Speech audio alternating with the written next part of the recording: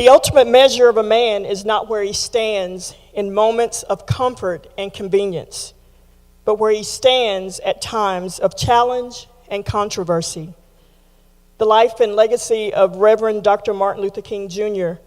represents the epitome of a man who lived his life in the face of both. In 1963, he marched on Washington. In 1965, he marched from Selma to Montgomery. Both times he faced challenge and controversy, yet he marched. On October 30th, 1967, he was jailed in Birmingham, Alabama, for demonstrating without a permit, yet he fought for the poor. On April 4th, 1968, just one day after speaking during the Memphis sanitation workers' strike, Dr. King lost his life on the balcony of room 306 of the Lorraine Motel, all in the name of equality and social justice. Today's chapel is dedicated to the life and legacy of a man who, even in the face of controversy, remained strong and unwavering in his fight. Join us as we honor the Reverend Dr. Martin Luther King Jr. Good morning. My name is TJ Bryant. I'm a cross-cultural sociology and religion double major. I'll be reading the scriptures for today. I'm going to be reading Micah 6:8 and Amos 5:24. King has sermons on both of these. Micah 6:8 reads, "He has told you, O man, what is good, and what does the Lord require of you but to do justice and to love kindness and to walk humbly with your God." And Amos 5:24, "But let justice roll on like a river, righteousness like a never-failing stream."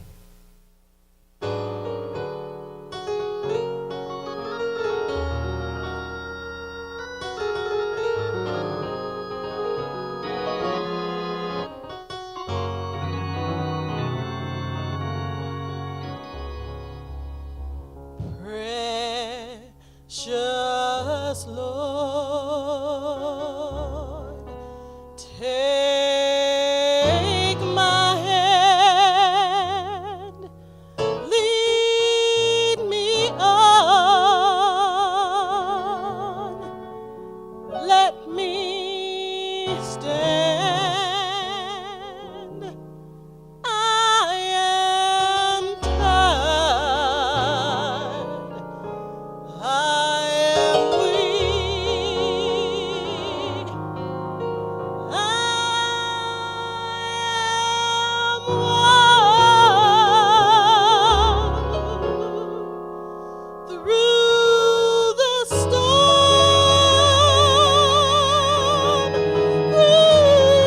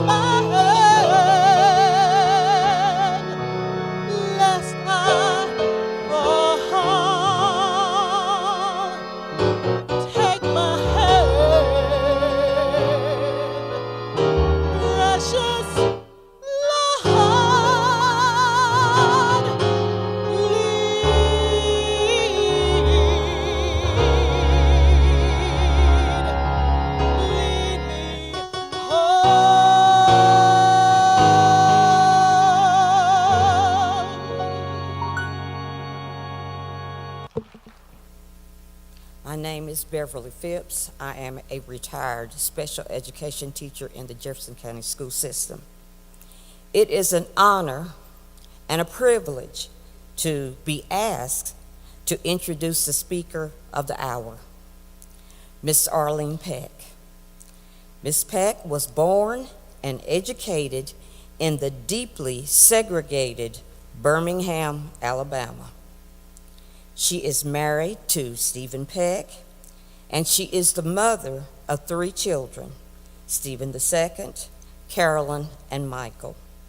She is also the grandmother of 6 grandchildren. Ms. Peck received a Bachelor of Science degree from Stillman College in Tuscaloosa, Alabama. Her Master's of Science and ED degrees are from the University of Tennessee. She has had an array of jobs that she has tackled, such as Girl Scout Council Field Director, Upward Bound Assistant Director, Special Education Teacher in the Jefferson County School System, and an instructor here at CNU. She is now retired and enjoys some well-deserved R&R, and enjoys the precious times with her grandchildren. She is a member of First Presbyterian Church, sings in the church choir, and serves on several church committees. She's also active in the Jefferson City community. I have known Ms. Peck and worked with her for many years, and I can say you couldn't find a more committed teacher, an advocate for justice, and dedicated to the well-being to all she comes in contact with. In other words, she's got your back. So I introduce and present Miss Arlene Peck, the speaker of the hour. We are indeed thankful for the dedicated life of such a crusader who spent most of his life being what he would love to be called a drum major for justice. His legacy is that of love and justice for all mankind. Let's examine where we would be today if he had sneezed. Matthew 5:43 through 48 is one of the many scriptures that Dr. King used to remind us about loving each other. It reads, "You have heard that it was said, 'Love your neighbor, hate your enemy.' But I tell you, love your enemies and pray for those who persecute you, that may be children of your Father in heaven. He causes the sun to rise on the evil and the good, and sends rain on the righteous and the unrighteous. If you love those who love you, what reward will you get?" So, to sneeze or not to sneeze, that is the question. If you're wondering, what in the world does sneezing have to do with anything? I don't blame you for wondering that. That means I have gotten your attention. Do you have an idea about the number of times that you have sneezed? And did you know that sometimes sneezing at the wrong time can be dangerous? Sneezing is involuntary and usually unexpected. If Dr. King had sneezed September 20th, 1958, which was before some of your time, we might well not be here today. I wonder about that, don't you? When we leave this place today, I hope that every time you sneeze, you will remember Dr. King and his legacy. It was April 3rd, 1968, when Dr. King was in Memphis in support of the garbage workers. It was there that he gave his famous and his last speech, "I've been to the mountaintop." Unfortunately, the next evening after delivering his speech, he was standing on the balcony of the Lorraine Hotel waiting to go to dinner. Unfortunately, he met his death at the hands of an assassin. News of his death spread like wildfire across our nation, sending us into a state of grief, shock, and mourning. But part of that speech still resonates with me today.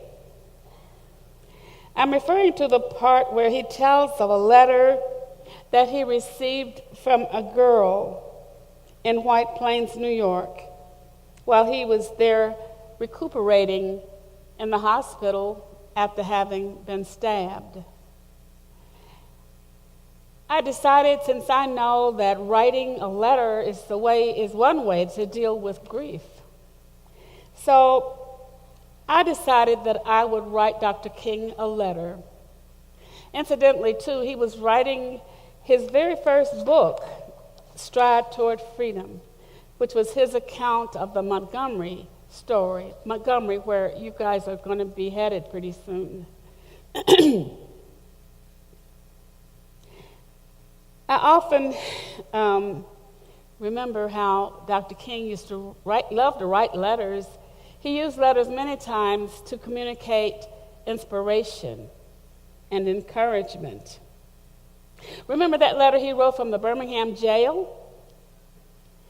Well, I want to share the letter that I wrote to him, where I reflect on the events of his journey and how those events affected me, since I was living back during that time, sometime before even you all, so many of you were an idea.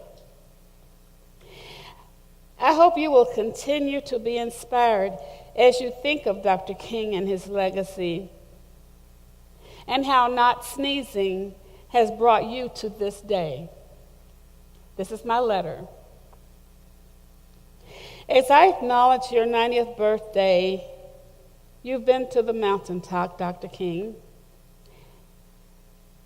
On April the 3rd, 1968, Memphis, Tennessee, the mountaintop message comes to mind.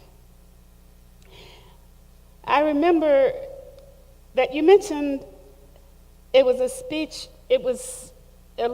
from a letter from a little girl that impressed you most out of all the letters that you received while you were in the hospital.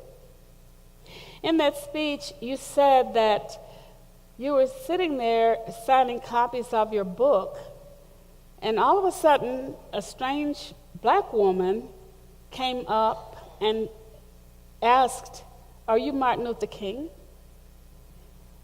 You were bowing down writing, and so you just said yes. And then, just as quickly, he realized something was beating in his chest.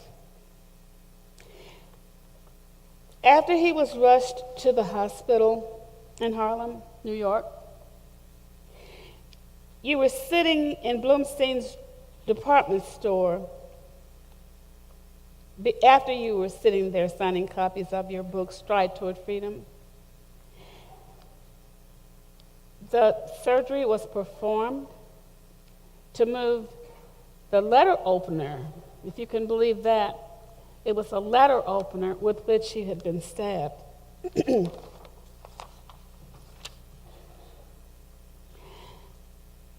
It was revealed through x-rays that the point of that letter opener was resting next to your aorta, the main artery in the body.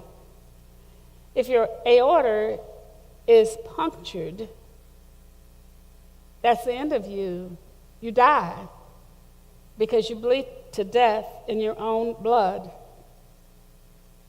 The next morning, the New York Times reported that the doctors said that if you had merely sneezed, you would have died. After surgery was performed to remove the blade and you could move around the hospital in a wheelchair, you read some of the letters that had come in from all over the United States and the world. Although you read several of them, there was one letter that impressed you more than any of the others. That was one that you said you would always remember. You had received letters from the president and the vice president and the governor of New York. But you had forgotten most of what those letters said. But this one letter was special. It was a letter from a girl who was a student at White Plains High School. The letter simply read, "Dear Dr. King, I am a 9th grade student at the White Plains High School. While it should not matter, I would like to mention that I'm a white girl. I read in the paper of your misfortune and of your suffering, and I read that if you had sneezed, you would have died.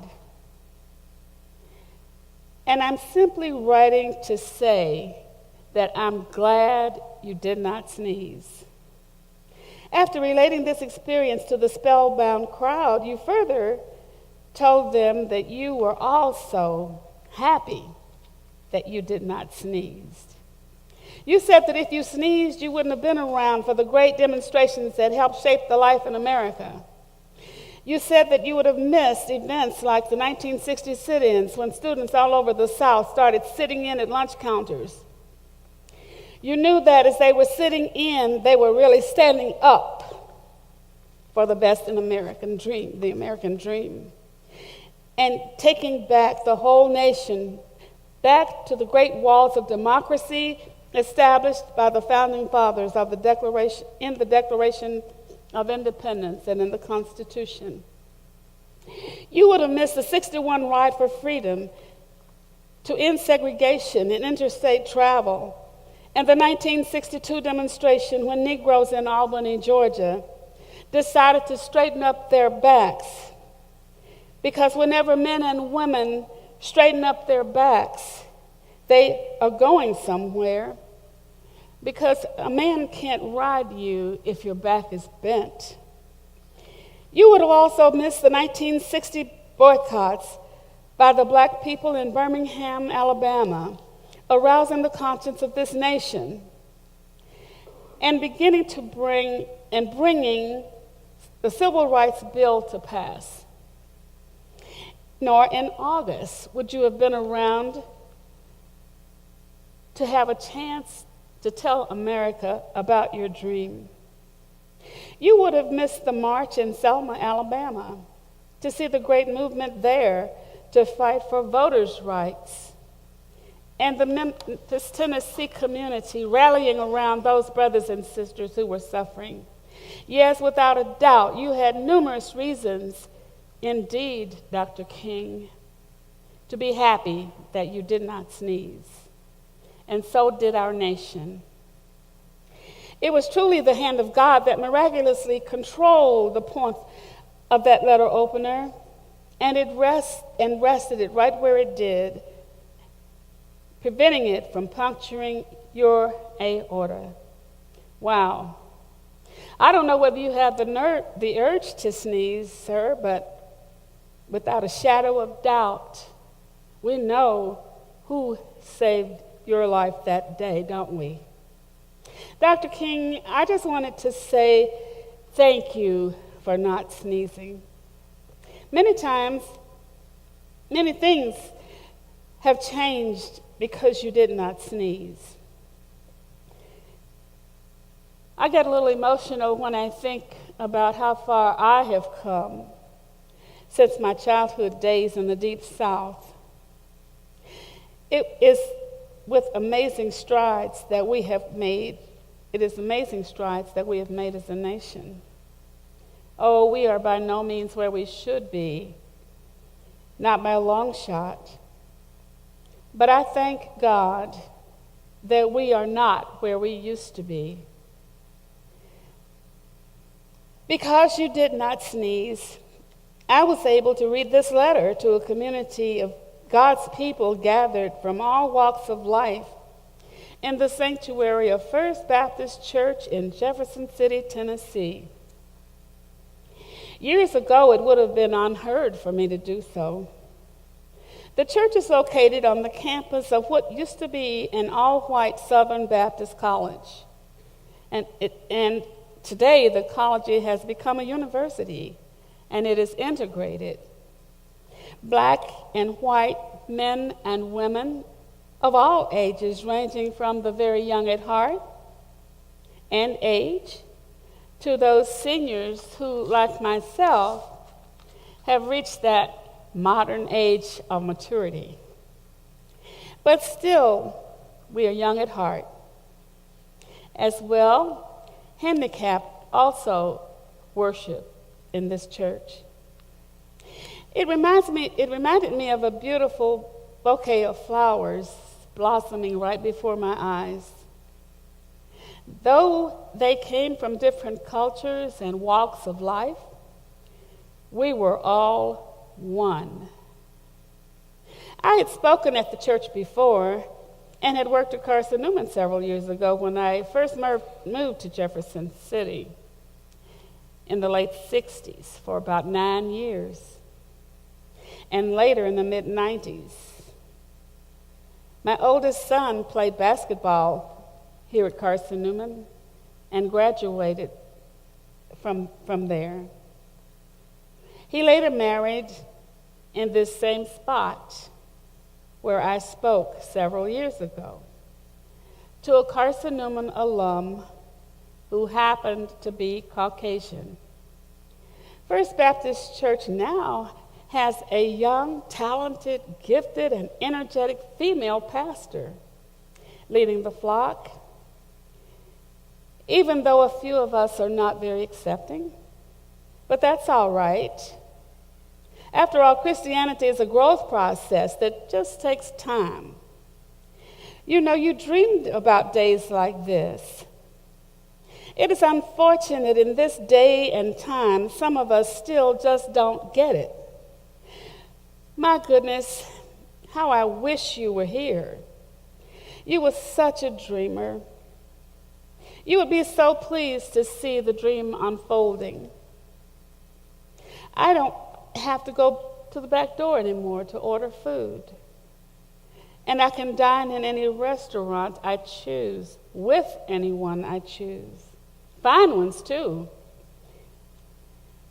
Because I was denied these rights in Birmingham, Alabama, when I was growing up there.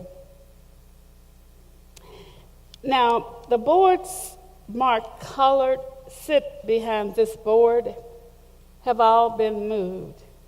And I can sit anywhere on the bus, trains, planes, and attend movie theaters, unlike it was when we had to sit in the back in most places and climb stairs or balconies to movie theaters to watch movies. The boards that separated Negro and white people have been moved. Plus, I don't have to give up my seat either, sir, unless I choose to do so. And I can drink water from any water fountain instead of having to look for a fountain marked colored. Most of those fountains, anyway, were located side by side. I used to wonder as a child whether the water in the fountains tasted different. I can use any public restroom without having to look for one labeled colored women.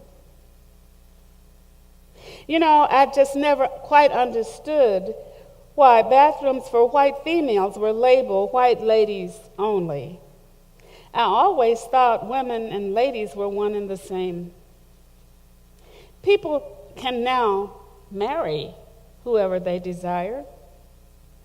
We are now attending school, worshiping, and dining at the same restaurants together. I was not always allowed to do these things as a child. I never could understand why there were actually laws called Jim Crow laws that made it unlawful for races to do anything together. I know a story about a little Negro girl who was born in the 40s in the segregated city of Birmingham, Alabama, that was infiltrated with hatred and fear.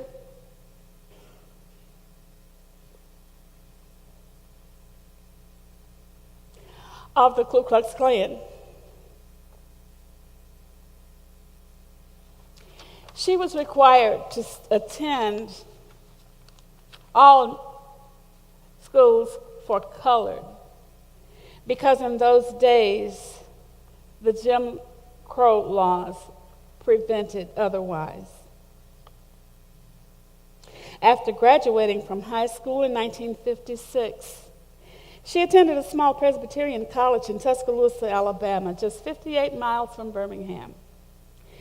The then segregated University of Alabama was located at Stillman College, and it's an odd thing that most of the professors at Stillman came from the university.